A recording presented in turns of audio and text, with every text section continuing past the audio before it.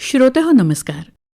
ऐसी अक्षरे रसिके या कार्यक्रमामध्ये ऐकूया चांदण्याचं ताट, नीती मेहेंदळे यांचा ललितबंध.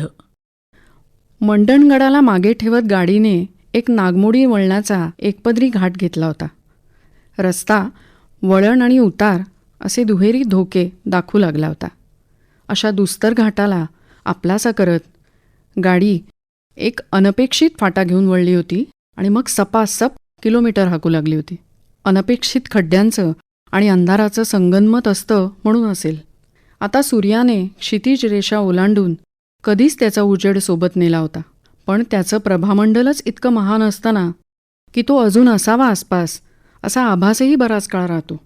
त्या संन्यस्त वृत्तीच्या उजेडात आमची मार्गक्रमणा चालू होती. एका बाजूस डोंगराची कडकडीत राकट भिंत आणि दुसऱ्या बाजूला साहजिक दरी असा प्रवास त्या आभासी कालात झाला असावा. बघता बघता संध्यासमय ओलांडून लालिमाही उतरंडीला लागली होती.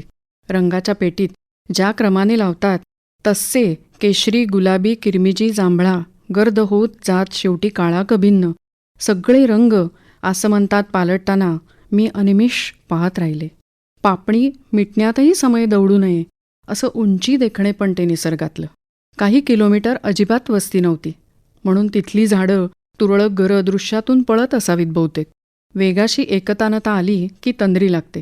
कोणत्या तरी गावापाशी जाग आली आणि काही दुसरं न बघता थेट काचेतून बाहेर पाहिलं. भुईवरचं जग आता अंधारमय होऊन एकाएकी नगण्य झालं होतं. आणि मग बघता बघता काचेबाहेरचं आकाश तेवढं महत्त्वाचं झालं होतं. मागे वळून पाहिलं तर त्या फ्रेममध्ये नुकताच अडून आलेला आडवा तिडवा डोंगर काळा कुट्ट होऊन कमरेवर हात धरून उभा होता. त्याच्या बाजूने पसरत चाललेल्या अवाढव्य डोंगर रांगेची आता फक्त किनार झाली होती.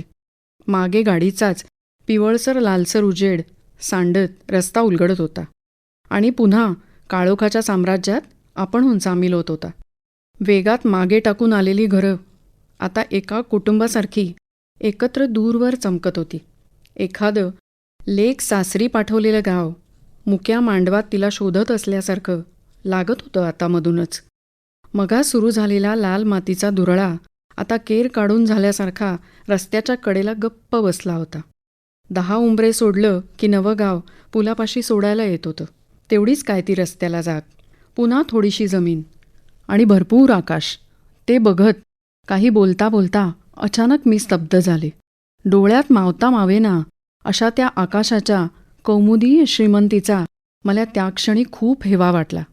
आयुष्यात काळ्या रंगाचा कोणाला हेवा वाटला नसेल इतका. बाईच ना मी. काच हळूहळू खाली करत डोकं त्यातून बाहेर काढलं आणि अडकले त्या नजाऱ्यात. एवढं असून मुख्य पाहुणा नजरेत अजून उगवायचा होता, पण इतकं खचून भरलेलं चांदण्याचं ताट कुणीतरी ओतलं होतं त्या काळ्या परातीत. जिथं नजर जाईल तिथं डोळ्यांच्या परिमितीहून थोडं अधिकच असावं. पक्वान्न बघून तोंडाला पाणी सुटावं तसं मी नकळत बोटाने चव घ्यायला गेले आणि एकाएकी सगळं लांब जायला लागलं.